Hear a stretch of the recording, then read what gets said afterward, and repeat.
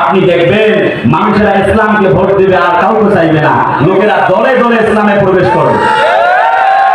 কথা বলে না, ঠিক না? তাই তো আজ ঘটে চলেছে, তাই তো দেখা যাচ্ছে পৃথিবীতে, তাই না? আরে কথা বলে ঠিক কিনা?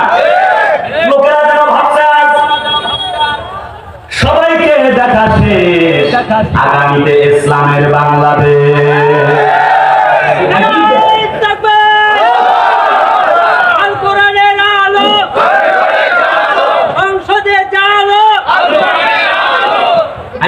সেটাও আমি বিশ্বাস করি যে আগামীর পৃথিবী হবে ইসলামের পৃথিবী, আগামীর পৃথিবী হবে কোরআনের পৃথিবী, আগামী সূর্য হবে ইসলামের সূর্য, আগামী বাংলা হবে ইসলামের বাংলা, কেউ ফেরাতে পারবে না।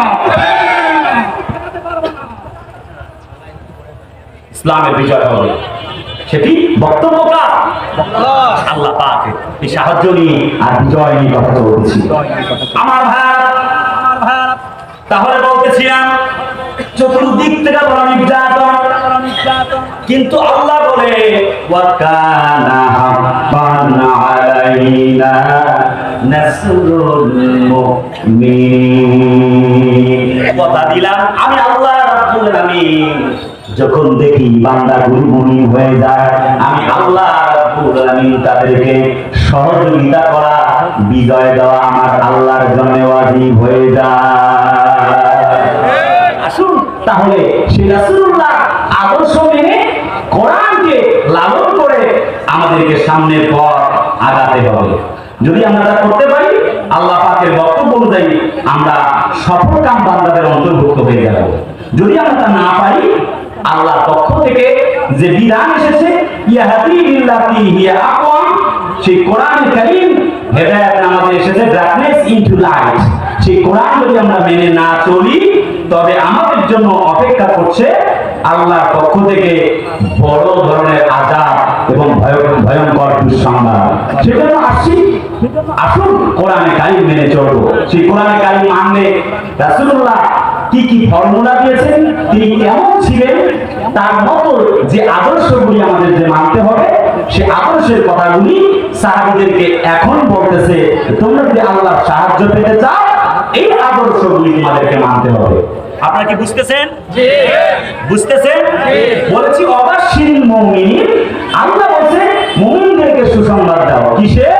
আয়াত শুরু করেছিলাম নাসরুম মিনাল্লাহি ওয়া ফাতহুন কারীম।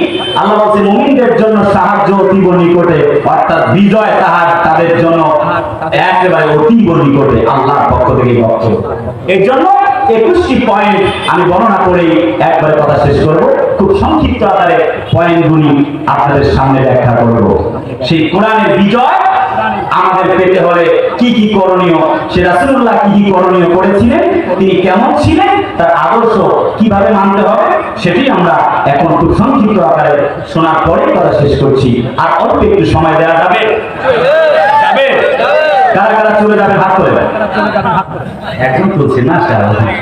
আপনারা সবাই খুবই মনোযোগী আছেন, মাশাআল্লাহ। If you practice, if you recite the holy Quran in every single day, মাশাআল্লাহ। কোরআন পড়বেন, কোরআন দিয়ে জীবন গড়বেন। যখন রাসূলুল্লাহ 622 খ্রিস্টাব্দে হিজরত করলেন, তখন আল্লাহর নবীজি এই কোরআনে কারীমের দাওয়াত দেওয়ার কারণেই জমিন থেকে তাকে বিতাড়িত করা হয়েছে। ঠিক তো? তাহলে আসুন ভাইরা আমার, কেমন ছিলেন আমার নবী? বিজয় পাওয়ার জন্য, সফল হওয়ার জন্য 21টি পয়েন্ট কি কি কাজ করবার প্রয়োজন, নবীজি কেমন ছিলেন, কোন কাজের মাধ্যমে তিনি সফল হয়েছেন। Number 1 is Allah focus mindset, আল্লাহর উপরে ভরসাকারী হওয়া লাগবে। আল্লাহ পাক বলেন ফাইদা আযানতা ফাতাওয়াক্কাল আলাল্লাহ ইন্নাল্লাহা ইউহিব্বুল মুতাওয়াক্কিলিন। আল্লাহ পাক বলেছেন যে তার উপরে ধৈর্য ধারণ করতে হবে, তার কাছে আমাদেরকে ধারণা দিতে হবে, তার কাছে আমাদেরকে ভরসাকারী হতে হবে। ওয়া তাওয়াক্কাল আলাল্লাহ ওয়া কাফা বিল্লাহি ওয়াকিলা, আল্লাহকে আমাদের একমাত্র উকিল মানতে হবে। তার ব্যাখ্যা দিয়ে একটু খুব দ্রুতই ভেতরে চলে যাচ্ছি, তাহলে কথা পয়েন্টগুলি একটুখানি ছোট্ট করে সামারাইজ করে কথা শেষ করতে যাইব। একবারে শেষ প্রান্তের দিকে কথা দাঁড়ানো। তার মানে 1 নম্বর, বিজয় পাওয়ার জন্য যেই করণীয় কাজ করতে হবে নবী যেটি করেছেন সেটা হলো জীবনের সকল ক্ষেত্রে ভরসা করা লাগবে আল্লাহ। আমার দয়াল নবীজি, বিশ্ব নবীজি একটি যুদ্ধ অভিযান থেকে যখন তিনি ফিরছিলেন, এমন তো অবস্থায় তিনি ক্লান্ত হয়ে পড়লেন। সৈন্যবাহিনী, পুলিশরা, বিজিবি, রক্ষী বাহিনী, সঙ্গীরা, সাথীরা, সারিয়াজ নাইনগর তার সঙ্গে আছেন। যুদ্ধ থেকে ফিরছিলেন, মরুময় প্রান্তরে একটি গাছ পেলেন, গাছের নিচে তিনি শুয়ে পড়লেন। সাথীরা সবাই শুয়ে পড়লেন। নবীজি অর্ডার করলেন, সবাই শুয়ে পড়ো, একটুখানি বিশ্রাম নিয়ে তারপরে আমরা পথ চলা আরম্ভ করব। একটা পর্যায়ে সবাই যখন ঘুম এসে গেল, একটি ইহুদির সন্তান তাগড়া যুবক চলে এলো। নবীজি যখন ঘুমায় যান, তার তরবারিটা গাছের ডালের সঙ্গে বেঁধে রেখে তিনি ঘুমায় গিয়েছিলেন। ইহুদির বাচ্চা এসে তরবারিটা কোষবদ্ধ করলেন, নাঙ্গা তরবারি হাতে নিয়ে হযরত বিশ্ব নবীজিকে এবার ডাকলেন, বললেন, বেটা মুহাম্মদ জাগ্রত হও ঘুম থেকে। নবীজি ঘুম থেকে সজাগ হয়ে জাগ্রত হয়ে গেলেন। ইহুদির বাচ্চা বলে, বেটা মুহাম্মদ তোমার এবার কে বাঁচাবে, এবার বলো। হযরত নবীজি আমার হাতের মধ্যে দেখতে পেলেন তার তরবারি। বলে, কি ব্যাপার, তোমার তো ঘটনা কিছুই বুঝলাম না। হুয়াই মায়ের নোটা হটিওনে, তোমার নাম কি বলো? সেটার নাম বলো। আমি তো ইহুদির সন্তান, তোমাকে হত্যা করবার জন্য এসেছি। এই যে তরবারি, তোমার তরবারি তুমি রেখে ঘুমিয়েছিলে, আর তোমার তরবারি নিয়ে আমি তোমাকে হত্যা করবো। হযরত নবীজি আমার আল্লাহর কাছে দুটি হাত উঁচু করে সেই কথায় উত্তর দিলেন, ইন্নাল্লাহা ইউহিব্বুল মুতাওয়াক্কিলিন। নিশ্চয় আল্লাহ রাব্বুল আলামিন ভরসাকারীদের পছন্দ করেন। তার মানে ইহুদির বাচ্চা বলে, মুহাম্মদ কি বুঝাতে চাও? সব জায়গায় তো ওয়াজ চলে না, এখনই তোমাকে আমি তরবারি দিয়ে হত্যা করব। হযরত বিশ্ব নবীজি মুহাম্মদ সাল্লাল্লাহু আলাইহি ওয়াসাল্লাম একটি আঙ্গুল আসমানের দিকে উঁচু করে বললেন, আল্লাহকে রব্বুল আলামিন তুমি আমাকে সহযোগিতা করো, একমাত্র ভরসাকারী হিসেবে তুমি তো যথেষ্ট। আমি তোমার কাছে সাহায্য প্রার্থনা করছি। আল্লাহ পাক যেন বলছেন, আলা ইন্না নাসরুল্লাহি করিব, নিশ্চয়ই মুমিনদের জন্য সাহায্য নিকটে। ও বান্দারে, আল্লাহ তাখাফু ওয়া লা তাহজানু ওয়া আবশিরু বিল জান্নাতিল্লাতী কুনতুম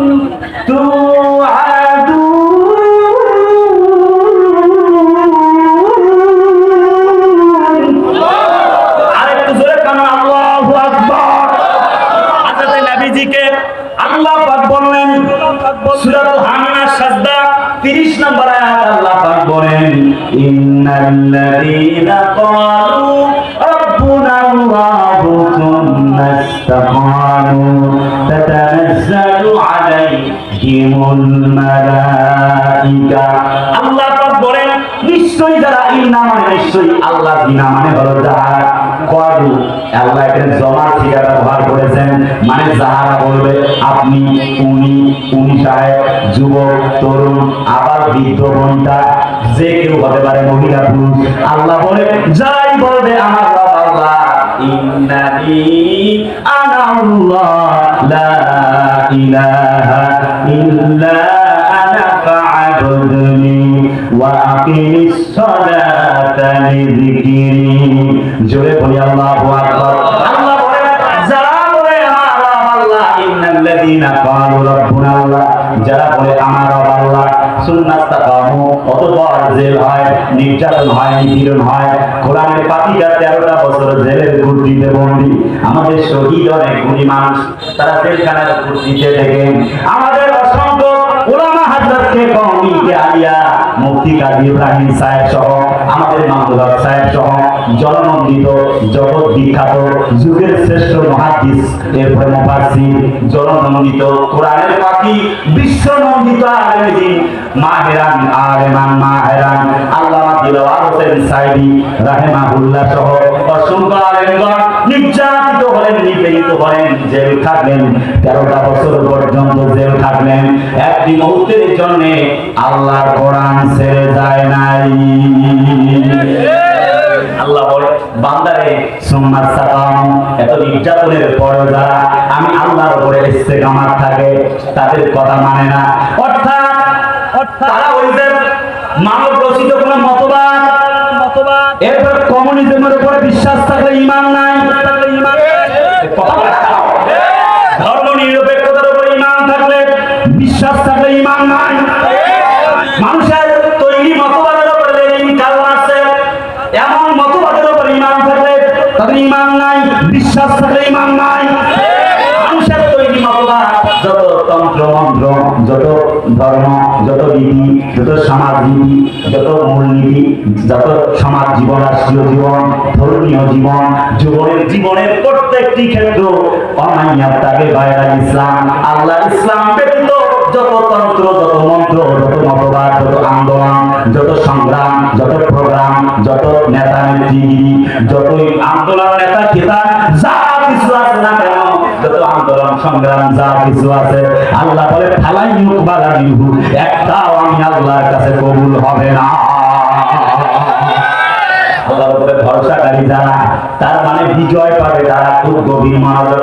হযরত নবীজি বিশ্ব নবীজি আঙ্গুল উঁচু করে বললেন, ওই ইহুদির সন্তান হক করে নবীজি তার বুকের একটা জামা ধরলেন, আর তরবারিটা রাসূলুল্লাহ ডান হাত দিয়ে ধরলেন, আর বললেন, ওহে ইহুদির বাচ্চা, এখন আমি তোমার কল্লাটা ফেলাইয়া দিব। বলো তো, আমি তো এতক্ষণ বলছিলাম আমারে বাঁচাবে আল্লাহ, বলো তো দেখি এখন তোমারে বাঁচাবে কে? আল্লাহ তাআলা নবীজিকে শক্তি দিয়েছেন, কমপক্ষে 40 জন পুরুষের সৌন্দর্য দিয়েছেন, গোটা পৃথিবী সব থেকে সৌন্দর্যমণ্ডিত করে বানিয়েছেন। হযরত ইউসুফ নবীকে আল্লাহ তাআলা গোটা পৃথিবীর 16 ভাগ সৌন্দর্যের 12 ভাগ সৌন্দর্য দিয়েছেন, আর গোটা পৃথিবীর মানুষদেরকে দিয়েছেন 4 ভাগ। শুধুমাত্র নবীজিকে বাদ দিয়ে এই গণনা আপনাদেরকে বলছি, নবীর সৌন্দর্য কত। হযরত জাবের বলেন, একবার আমি আসমানের চাঁদের দিকে তাকাই, আর একবার বিশ্ব নবীর দিকে তাকাই, আমার কাছে মনে হয়েছে আল্লাহ রাব্বুল আলামিন মনে হয় যেন ওই চাঁদের ভেতরে ত্রুটি রেখেছেন, বিশ্ব নবীর ভেতরে কোনো ত্রুটি রাখেন নাই। আমাদের হযরত আয়েশা বলেন, একদিন আমার সুই হারিয়ে গেল, সেলাই করতে করতে আমি সেদিন শিডিউল পেয়েছিলাম বিশ্ব নবীজি, আজকে নবীজি আমার ঘরে তাশরীফ আনবেন, আমার ঘরে নবীজি আজকে আসবেন, আমার ঘরে রাতের বেলা আসবেন। তিনি তো বাতি জ্বলাবেন এমন কোন তেলও নাই, ল্যাম্প জ্বালাবেন তেল নাই। সন্ধ্যা হয়ে গেল, এশার নামাজ বাদার এশা, যখন এশার পর নবীজি নামাজ শেষে যখন চলে আসলেন, তাফসীরে ইবনে কাসির আসছে, আম্মা জান আয়েশা রাদিয়াল্লাহু তাআলা হযরত নবীজিকে সালাম দিলেন, লক্ষ্য করে দেখেন সুইটা কোথায় পড়েছে।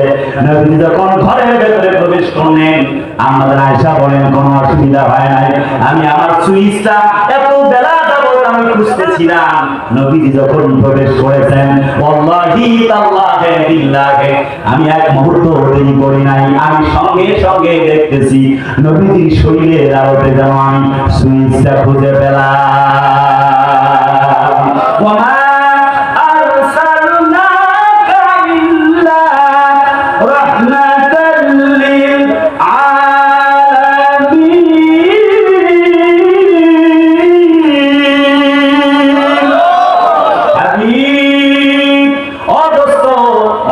পৃথিবীবাসীর জন্য তোমাকে আমি আল্লাহ রাব্বুল আলামিন রহমত করে বানিয়েছি।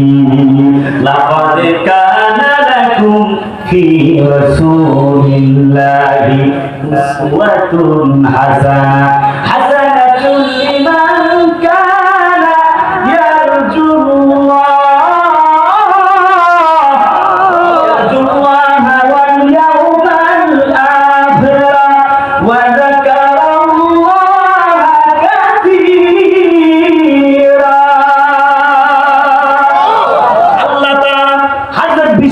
নবীজিকে আমাদের জন্য মডেল হিসেবে বানায় দিলেন।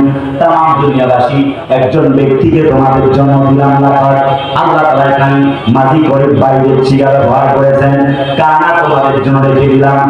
তোমার লাকুম মানে তোমাদের জন্য, রাসূলুল্লাহ মানে একজন আল্লাহ রাসূল, উসওয়াতুন হাসানাহ মানে মডেল হিসাবে, as a religious teacher, as a leader, as a founder, as a leader, as a low maker, as the reformer of the society, Muhammad সাল্লাল্লাহু আলাইহি ওয়াসাল্লাম is the Superman of the world. গোটা পৃথিবীর নেতা হিসেবে সেরা, শিক্ষক হিসেবে সেরা, পিতা হিসেবে সেরা, স্বামী হিসেবে সেরা, সমাজপতি হিসেবে সেরা, নেতা হিসেবে সেরা। কারো গম চুরি করে নাই, কারো চাল খায় নাই, কারো গম মারি দেয় নাই। অনেক নেতা আছে রাস্তা খায়, খোয়া খায়, ইট খায়, সিমেন্ট খায়, আবার রডের বদলে বাঁশও দেয়।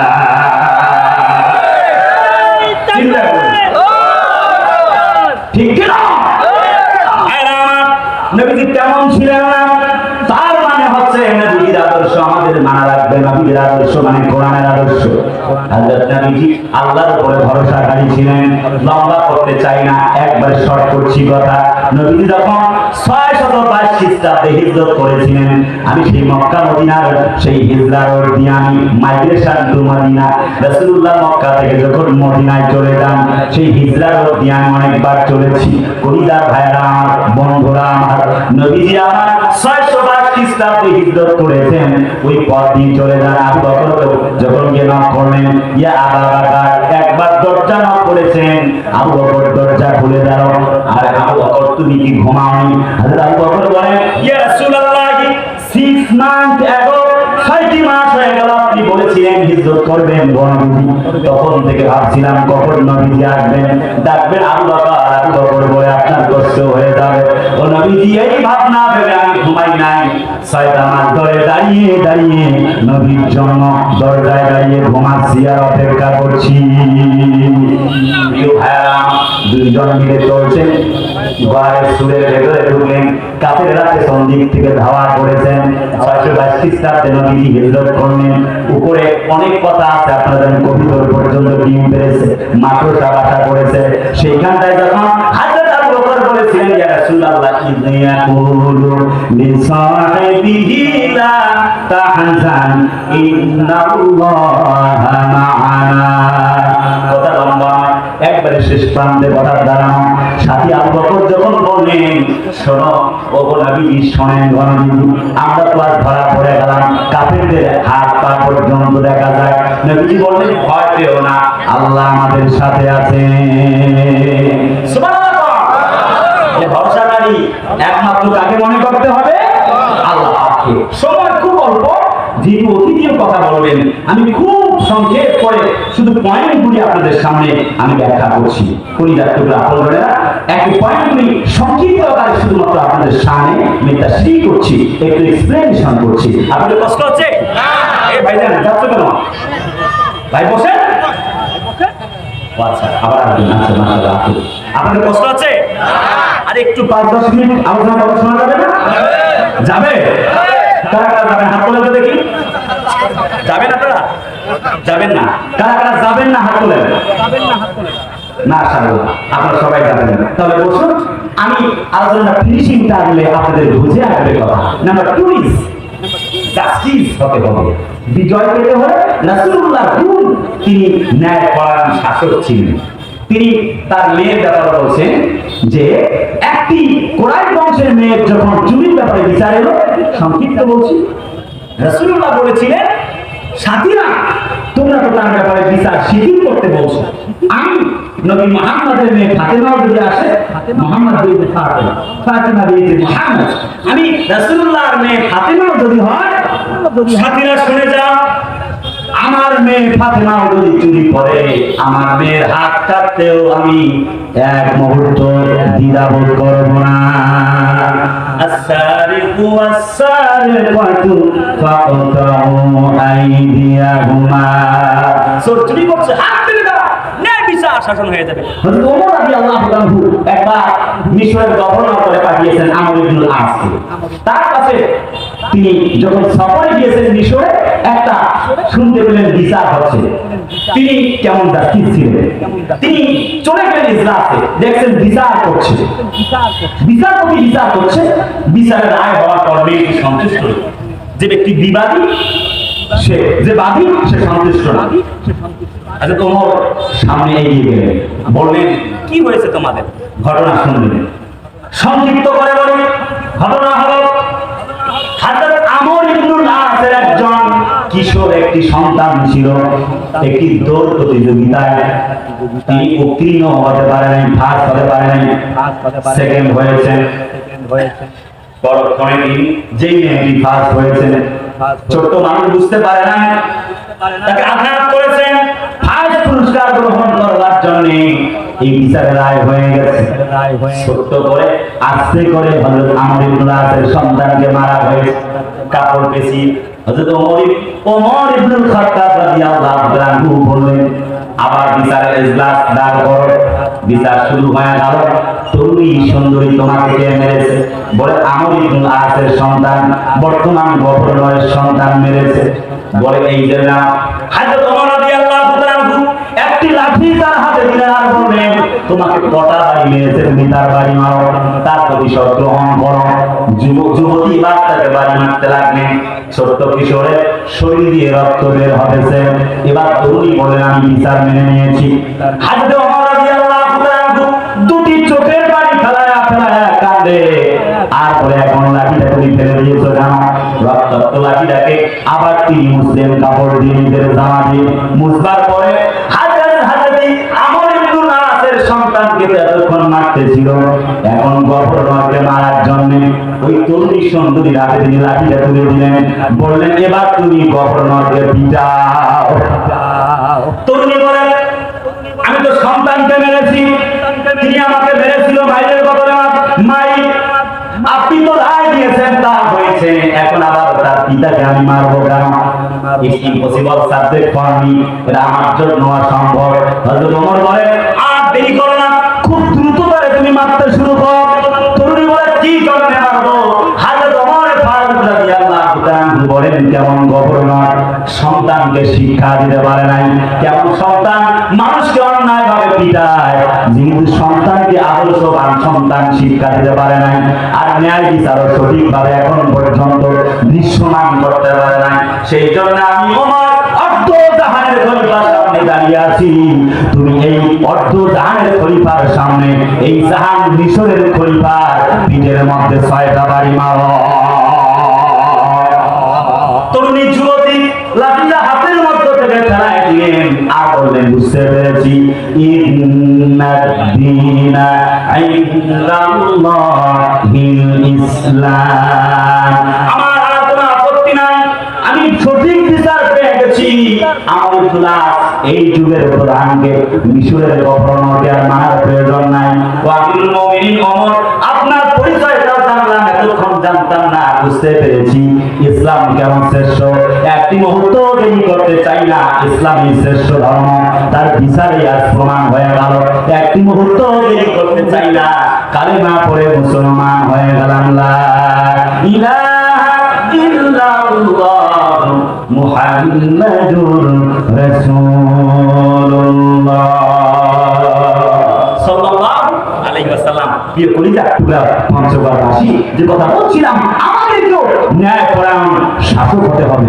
আমাদের দেশে বিচার হয়, উদার দোষ বুদার ঘরে পড়ে। হযরত ইউসুফ নবী বিনা অপরাধে জেল খেটেছিলেন 7 বছর, কোন তাফসীরে আসছে 10 বছর, কোন তাফসীরে আসছে 13 বছর।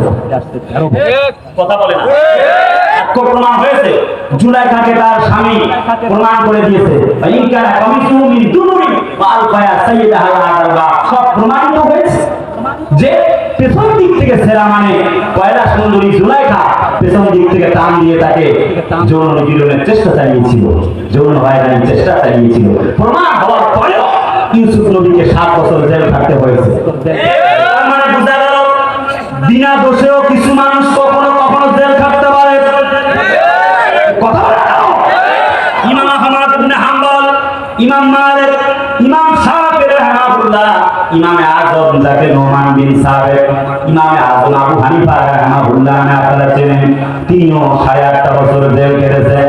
কোরআনের পাপিটা বিনা অপরাধে 13টা বছরের বেশি জেল কেটেছেন। অবশেষে হসপিটালের বেডে তাকে হত্যা করা হয়েছে। আল্লাহর এই গোলামটা আল্লাহর কোরআন ছেড়ে যায় নাই।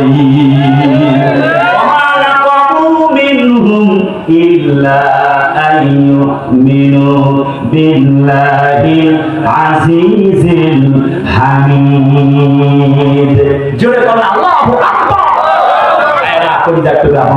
মানে আমি বোঝাতে চেয়েছি, 1 নম্বর আল্লাহর উপরে আমাদেরকে ভরসাকারী হতে হবে, 2 নম্বর ন্যায় বিচারক হতে হবে, 3 নম্বর রাসূলুল্লাহ ছিলেন প্রেরণাদায়ক লিডার। আমাদের দেশে কত নেতা আছে, আহা, শেষ পর্যন্ত আমরা দেখেছি ইসলামের যারা, ইসলামকে যারা লালন করে তারাই একটি সোনার বাংলা গঠনে, সোনার বাংলা সাজানোর জন্য তারাই মনে হচ্ছে সকলের কাছে গ্রহণযোগ্যতা পেয়েছে। কথা বলে না ঠিক কিনা?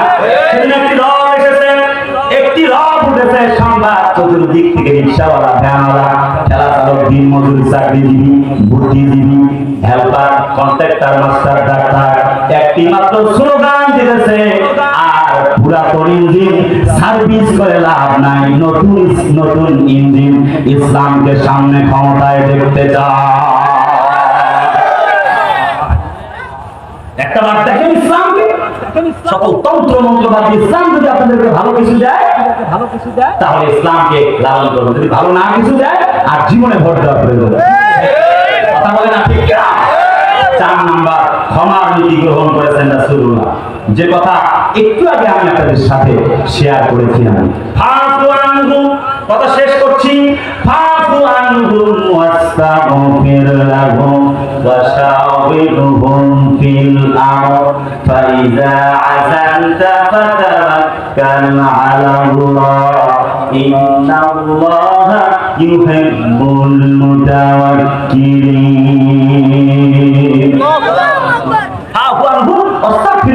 রাসূলুল্লাহ ক্ষমার নীতি গ্রহণ করেছে, যে কথাটা একটু আগে বলছি আর বলবো লম্বা করে বলবার সুযোগ নাই। দাগি কয়েকজন আসামিকে ছাড়া রাসূলুল্লাহ সবাইকে ক্ষমা করে দিলেন। রাসূলুল্লাহ যেমন নীতি গ্রহণ করেছেন, তার ভাই ইউসুফ আলাইহিস সালাম সেই গুণ অবলম্বন করেছিলেন। ক্বালা তাসরিবা আলাইকুমুল ইয়াউম, আজ তোমাদের প্রতি কোনো বিদ্বেষ নাই, ক্ষমা করে দেওয়া হলো। এত অপরাধের পরেও তার কলিজার টুকরা ভাইয়েরা আমার 10 ভাইকে ক্ষমা করে দিয়েছিলেন। সেজন্য আমি বলি এখন তার বাড়ি ভাঙার দরকার নাই, বাড়ি ভাঙার কয়েকদিন পরে আপনার বাড়ি ভাঙবে। ক্ষমার নীতি গ্রহণ করতে হবে, দাগি আসামি ছাড়া। আমাদের আমিরের কলিজার টুকরা আমির মহোদয় তাই ঘোষণা করেছেন, আমরা ব্যাপারটাকে সহজে বুঝতে পারিনি, এর ব্যাখ্যা অনেক আছে, সেদিকে যাওয়ার সুযোগ নেই। কলিজার টুকরা আপন জনেরা। 5 নম্বর আমাদেরকে ধৈর্যশীল হতে হবে। যদি আমরা ধৈর্যশীল হই, ইন্নাল্লাহা মা'আস সাবিরিন। আপনারা জানেন একটু জ্বর হলেও আমরা এভাবে বলে বসি, কথা একদম শেষ, একদম শেষ, যে আল্লাহ আর মানুষ দেখে না, আমাকেই চোখে দেখে, খালি খালি আমারই জ্বর হয়। আছে না? আরে কথা বলেন প্লিজ, রেসপন্স মি। কোন হয় না? এমন মানুষ আছে না? ছোট বছরে তো অনেকের ইমান অনেকের হারা হয়ে গেছে। একজন ইমাম খতিব সাহেব বাইতুল মাকরামের, উনি পালাই দিয়েছেন। কথা বলেন না ঠিক আছে? ইমাম ওই আল্লাহ সহযোগিতা করবে, ধৈর্য হারা হয়ে যায়। কত 16 বছর পরে আল্লাহ মুসলমানদেরকে রাত ফিরিয়ে দিয়েছে না? এখন আর কোনো অনুমতির প্রয়োজন নাই, কোরআনের মাহফিল হচ্ছে, ঠিক না? শেষ কথা হলো হযরত ইসমাঈল আলাইহিস সালামকে পিতা যখন বলেছিলেন, বাবারে আমি স্বপ্নে দেখলাম তোমার জবাই করতেছি, so look at what you think, বাবা বল তোর অভিপ্রায়টা কি, ইচ্ছা কি? সন্তান বলেছিলেন,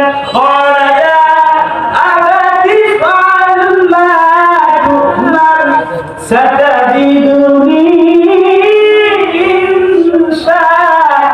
ইনশাআল্লাহু মিনাস সাবিরিন।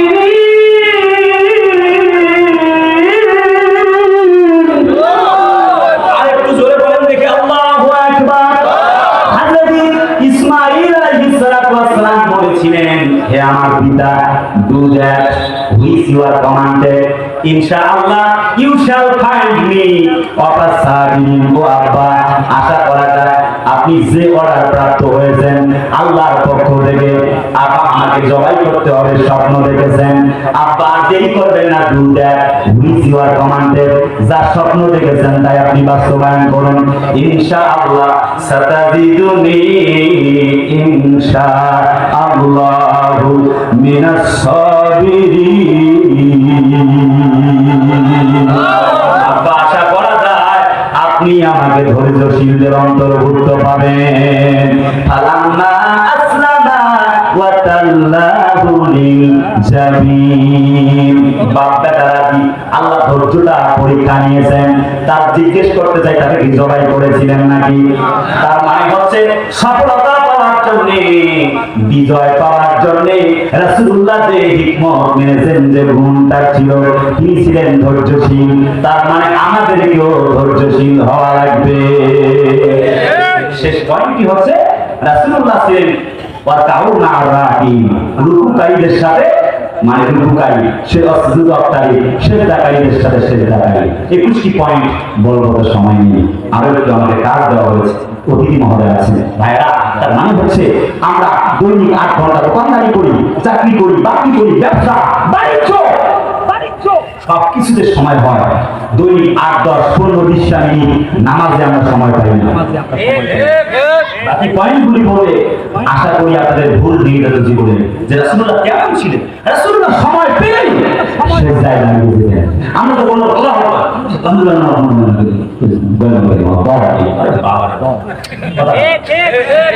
ঠিক না?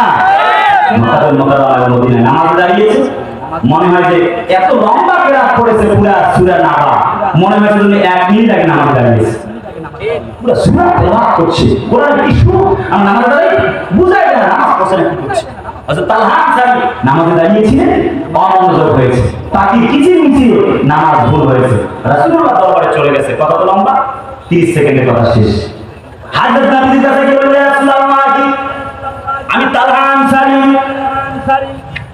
এই যে পাখির কিচির মিচিরে আমার নামাজ ভুল হয়েছে। আমার খেজুর বাগান থেকে পাখির বাসা যখন কিচির মিচিরে ডাক দেয়, আমার নামাজের আকার ভুল হয়ে গেল। সেই খেজুর বাগান আল্লাহ থেকে আমাকে ভুলের পথে নিয়ে যায়, আমাকে ভুলিয়ে দেয় নামাজকে। আল্লাহি তাল্লাহি বিল্লাহি, আল্লাহর কসম, সেই খেজুর বাগান আমি আর রাখতে পারি না। আল্লাহ রাব্বুল আলামিনের কাছে আমি দান করে দিলাম। লান তানালুল বিররা হাত্তা তুনফিকু মিম্মা তুহিব্বুন। আল্লাহ বলে ততক্ষণ পূর্ণ মুমিন হবা না যতক্ষণ আমার রাস্তায় আল্লাহ আমি যা সম্পদ দিয়েছি তা তোমরা দান করবা না। বন্ধুরা, এই নামাজের জন্য বাগান পর্যন্ত দান করে দিয়েছেন। বন্ধুরা, কলিজার টুকরা পঞ্চগড়বাসী, আমার কাছে চিঠি আসছে আপনাদের কাছে একটু হাত বাড়াবার জন্য। কথা বলা শেষ করেছি, আমি 7 ঘন্টা আজান দেই। একজনের রুমে গিয়ে অনুরোধ করছে, 7 ঘন্টা আজকে আজান দিতে হবে। আসলে সে সময় তো হবে কিনা আমি দেখছি। ইনশাআল্লাহ আপনারা আছেন না? চলে যাবেন না? আবার আমাদের অতিথি মহোদয় একটু সালাম বিনিময় করবেন আপনাদেরকে। তো আমি আপনাদের কাছে অনুরোধ করছি, এই যে রহিমুন্নেসা হাফিজিয়া মাদ্রাসার 2 জন সন্তান আজকে হাফেজে কোরআন হয়েছে। আপনারা চান না এখান থেকে আরো শত শত ছাত্র হাফেজে কোরআন হোক? চান কি না? সেই জন্য আমি আপনাদের কাছে আল্লাহর রাস্তে হাত পেতেছি এই মাদ্রাসাটার জন্য। আল্লাহর ভয়ে, আল্লাহর নবীর ভয়ে কিছু দিয়ে দিতে হবে। আল্লাহ হাওলাত চেয়েছে আপনাদের কাছে। বন্ধুরা, আসুন তাহলে কে কে আল্লাহর রাস্তায় কি কি দিবেন, নবীর ঘরে কে কে কি দিবেন,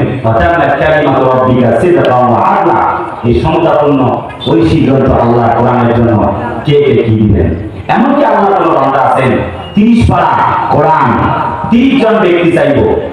প্রথম 5 পারা 3000 টাকা করে, পরে 5 পারা 2000, তারপরে বাকি সব পারা, বাকি 20 পারার জন্য 20000 টাকা। টাইম নেই, 1 থেকে 1.5 মিনিট লেট করবো না, না দিয়ে অতিথিকে দিয়ে আমি দোয়া করে বিশেষ করে দেবো ইনশাআল্লাহ।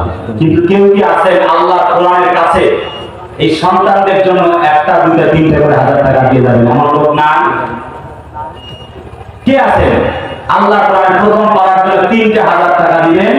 নবীজি বলেছেন মান কারা আল কোরআন ফাস্তাযহাবু ফা আল্লাহ আলাহু ওয়া হারামা হারামাহু আদখালাহু আল্লাহুল জান্নাহ। বাংলাটা বলছি ছোট করে। আচ্ছা কয় হাজার? 10,000। লিল্লাহে তাকবীর।